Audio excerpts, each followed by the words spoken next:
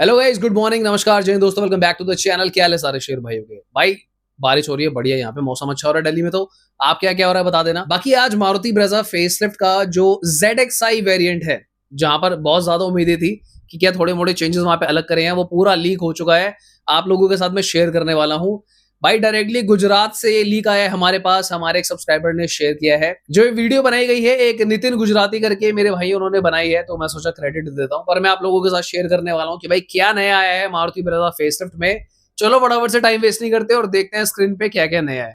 तो सबसे पहले ये गाड़ी की फ्रंट प्रोफाइल, ये ब्लैक कलर में आया है, तो ये काफी अच्छी बात हो गई क्योंकि ब्लैक कलर कुछ लोग देखना चाह रहे थे। ब्लैक कलर में अगर आप सुजुकी का लोगो देखोगे साइड में जो इसका ग्रिल है, ये गोल्डन कलर में दिया हुआ है ब्लैक के साथ, तो काफी अच्छा कॉम्बिनेशन लग रहा है। अगर हम गाड़ी की हेडलाइट्स की बात करें तो आपको एलईडी प्रोजेक्टर देखने को मिलेगा, जहां पे डीआरएल्स ऑलरेडी कॉन्फ़िगर कर दी गई हैं साथ में ही। इसमें जो नया है वो ऑब्वियसली ग्रिल का पैटर्न है, और जो फॉग लैम्प की हाउसिंग है वो थोड़ा सा आपको नया देखने को मिलेगा। और इस बार आपको ना ब्रेजा हो सकता है थोड़ी सी खाली खाली नजर आ रही हो कि भाई देखो यहाँ पे फॉग लैम्प की हाउसिंग में भी आपको एयर वेंटिलेशन देखने को मिलेगा। नीचे जो ग्रिल का एरिया है जहाँ पे स्किड प्लेट्स वगैरह लगी हैं, जो एसी वाला जोन है, वहां पर भी आपको काफी खाली खाली नजर आएगा। ये एक्चुअली इसलिए करा गया है दोस्तों क्योंकि अब ब्रेजा में टर्बो इंजन आ चुका है, तो जो कार के एरोडायनामिक्स है उसको इंप्रूव करने के लिए काफी जरूरी होता है। पुरानी वाली ब्रेजा और नई वाली ब्रेजा में जो मेन चेंजेस है वो यही है, इतने से जो मैंने आपको बता दिए। अगर मैं एक्सटीरियर की बात करूं, ठीक है, फ्रंट की प्रोफाइल देखने के बाद जो मुझे सबसे अच्छी बात लगी है और नहीं भी लगी, वो ये है कि अगर आपके पास पुरानी ब्रेजा है ना, तो आप थोड़ा पैसा खर्च करके उसको नई वाली वाला अवतार दे सकते हो। अगर मैं फ्रंट एक्सटीरियर लुक की बात करूं, थोड़े मोड़े काम में 10,000 से नीचे नीचे में ये सारे काम हो जाएंगे मुझे लगता है। और अगर आप कोई खतरनाक मार्केट में चले गए जहां पे उंगलबाजी थोड़ी ज्यादा होती है, तो मुझे लगता है वो तो 5,000 में भी कर सकते हैं। नेक्स्ट आपको यहाँ पे एक 4 स्पोक एलॉय व्हील देखने को मिलेगा, जिसका डिजाइन न्यू है, और एमआरएफ के टायर आपको देखने को मिलेंगे। उसके बाद यहाँ से सीधा चलते हैं गाड़ी के अंदर। दोस्तों जो टॉप वेरिएंट है, यहाँ पे आपको देखने को मिलेगा एक बड़ा टच स्क्रीन इंफोटेनमेंट, जो फ्लोटिंग इंफोटेनमेंट सिस्टम है। और ये जो इंफोटेनमेंट सिस्टम है, इन लोगों ने विक्टोरीज वाला यहाँ पे लगा दिया है, तो विक्टोरीज का माल लगा है। तो ये जो इंफोटेनमेंट सिस्टम है with Android auto and Apple car play आपको देखने को मिलेगा। इसके जस्ट नीचे आप रियलाइज करोगे कि अब आपको जो है ऑटोमेटिक क्लाइमेट कंट्रोल भी मारुति विक्टोरियस वाला ही देखने को मिलेगा एज इट इज। उसके जस्ट नीचे आपको वायरलेस चार्जिंग देखने को मिल जाएगी। नेक्स्ट चलते हैं भाई स्टीयरिंग की तरफ, जिसमें कोई बदलाव नहीं करे गए हैं। जो इंस्ट्रूमेंट क्लस्टर है वो भी ऑलमोस्ट सिमिलर ही है जो पहले वाली ब्रेजा ZXi में आता था। पर डिसअपॉइंट होने की यहाँ पे जरूरत नहीं है। बड़े चेंजेस कहां पर आए हैं वो आपको बताता हूँ। हाँ, और ये भी बता देता हूँ कि ये टिल्ट एंड टेलीस्कोपिक जो पहले आता था वही वाला स्टीयरिंग है। तो जो बड़े चेंजेस मारुति ने करे हैं, सबसे पहले आपको देखने को मिलेगा कि भाई इधर वेंटिलेटेड सीट्स मारुति ने फाइनली इंट्रोड्यूस कर दी है। कुछ लोग जो कंप्लेंट करते थे कि भाई वेंटिलेटेड सीट्स होनी चाहिए, तो वो यहाँ पर सौदा कर दिया है। गियर लीवर के जस्ट नीचे आपको थोड़ा सा ब्लैक ग्लॉसी ग्लॉसी टच देखने को मिलने वाला है। और सबसे बड़ा अपडेट, फाइनली जो लोगों की आंखें देखने को तरस चुकी थी, ब्रेजा के अंदर अब आपको 6 गियर मैनुअल में देखने को मिलेंगे। हालांकि मैं आपको बता दूं दोस्तों कि ये वाला जो वेरिएंट है दिस इज टर्बो, तो टर्बो के अंदर अब आपको 6 गियर देखने को मिलने वाले हैं। 1.5 नेचुरल एस्पिरेटेड में क्या 6 गियर आ चुके हैं? देखो मेरे पास इसका कोई ऑफिशियल अपडेट नहीं है टू बी ऑनेस्ट। मेरे पास दो तरीके के अपडेट आ रहे हैं। एक जगह पे लोग कह रहे हैं कि भाई एनए इंजन में भी 6 गियर आ चुके हैं, और हालांकि देखो मैं श्योर नहीं हूं इस बारे में, तो मैंने भी थोड़ा सा और डेटा मंगवाया है अपने जो रिसोर्सेज है। मुझे 50-50 वाला सीन लग रहा है कि 1.5 एनए में 6 गियर आएंगे। बट यस, टर्बो के अंदर आपको मैनुअल में 6 गियर्स देखने को मिल जाएंगे, जिस टाइप की परफॉर्मेंस और माइलेज दोनों बढ़ता है। ये हो जाती है ड्राइवर साइड डोर प्रोफाइल, जहां पे आपको एम्बिएंट लाइटिंग देखने को मिल जाएगी, और डोर हैंडल पे थोड़ा सा आपको सिल्वर गार्निश देखने को मिलेगा। बाकी जो रेस्ट फीचर्स थे वो एज इट इज हैं। यहाँ पर आपको देखने को मिलेगा आर्मरेस्ट, जो पहले वाला आता था वो एक घिसी पिटी लेदर वाला साफ साफ देखने को मिल रहा है कि इन्होंने जो इंटीरियर की क्वालिटी है उसमें कोई इंप्रूवमेंट नहीं करे हैं, वो आपको एज इट इज देखने को मिलेगा। इनफैक्ट अगर आप सनरूफ चेक करोगे तो पैनोरामिक सनरूफ यहाँ पर नहीं है, this is single pane sunroof. तो थोड़े से डिसअपॉइंट वो लोग हो जाएंगे जिनको पैनोरामिक सनरूफ की रिक्वायरमेंट हो। हालांकि एक डिबेटेबल टॉपिक है कि क्या बहुत ज्यादा यूजफुल है या नहीं है, तो वो आप कमेंट सेक्शन में बता देना। बाकी अगर हम बात करें सनग्लास होल्डर की या फिर जो मैप लाइट्स हैं, वो पहले जैसा ही है। इनफैक्ट जो IRVM है वो भी ओल्ड वाला ही है।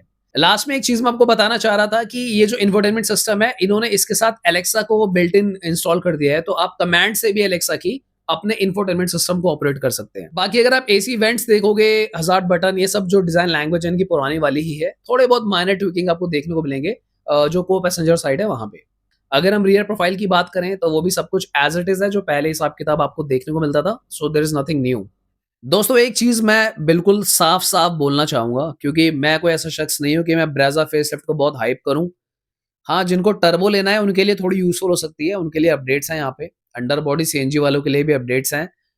देखो क्योंकि ये गाड़ी जो है E20 ही है और अगर आपको 1.5 लीटर नेचुरल एस्पिरेटेड ही ब्रेज़ा लेनी थी, तो मैं आपको सलाह ये दूँगा कि अगर आपके आस-पास अभी ब्रेज़ा जो है पुरानी वाली मिल रही हो ना और उसपे बढ़िया डिस्काउंट आपको मिल रहा हो, सही तरीके से। बाकी आपकी चॉइस है कि अगर आप सीएनजी बिना बूट स्पेस की लोगे तो अभी भी कुछ स्टॉक अवेलेबल होगा। अगर आप उससे मैनेज करना चाहो तो उसके ऊपर भी और मोटा डिस्काउंट आजकल चल रहा है। तो मुझे नहीं लगता कि कोई न्यू ब्रेज़ा फेसलिफ्ट लेने की आपको नीड है। तो अगर आप अपने पैसे बचाना चाहते हो, है ना? ध्यान से समझना। पैसे बचाना चाहते हो तो उस केस में आप पुरानी वाली ब्रेज़ा भी ले सकते हो। डीलर्स के पास स्टॉक पड़ा हुआ है, आपका वहाँ पे पैसा बचेगा। पर अगर आपको बिल्कुल नई चीज़ चाहिए या फिर आपको टर्बो चाहिए, अंडर बॉडी सीएनजी चाहिए, उस केस में येस आप डेफिनिटली मारुति ब्रेज़ा जो फेसलिफ्ट है, उसकी तरफ आप जाओ। क्योंकि थोड़ी-सी कन्फ्यूज़न मारुति ने कर दी है, इसको ना प्रॉपर फेसलिफ्ट बनाया है। देखो मैंने पहले भी कहा था मेरे लिए एक मिड साइकिल अपडेट है या फिर इसे सेमी फेसलिफ्ट बोल लो। बट येस थोड़े-मोड़े जो चेंजेस करे हैं दैट कैन बी यूज़फुल। तो जानना मैं आप लोगों से ये चाहूँगा कि जो कार के अंदर नई चीज़ें आई हैं, एक नया इंफोटेनमेंट सिस्टम आया है और ऑब्वियसली एक टर्बो इंजन ऑप्शन ऐड कर दिया गया है। साथ ही में वेंटिलेटेड सीट्स ऐड हो गई हैं। तो कितना यूज़फुल आपको ये जो फीचर्स हैं नज़र आ रहे हैं? मुझे आप कमेंट करके ज़रूर बताओ। दूसरा मैं ये भी आप लोगों से जानना चाहूँगा क्योंकि आपको ऑलरेडी पता है कि मार्केट में अगर आप कॉम्पिटिशन देखते हो तो Tata Nexon, Mahindra XUV 3XO, hyundai Venue, Sonet, Skoda Kylaq तो भाई टर्बो इंजन ऑलरेडी बहुत धुरंधर बैठे हुए हैं। उसके ऊपर अब जो फ्रॉन्क्स वाला बूस्टर जेट इंजन है, इसके आने के बाद व्हाट डू यू थिंक कि मारुति की डिमांड कितनी ज़्यादा बढ़ सकती है? क्या इसके अलावा कुछ और भी चेंजेस मारुति कर सकते थे? आप इस ब्रेज़ा फेसलिफ्ट के जो नए अवतार, नया बोलें या फिर जो थोड़ा-मोड़ा जो अवतार है, इससे आप कितना मतलब एक्साइटेड हुए या फिर प्रभावित हुए? क्या आप कोई और गाड़ी लेने जा रहे थे और अब आप स्विच कर लोगे ब्रेज़ा में because of all these changes?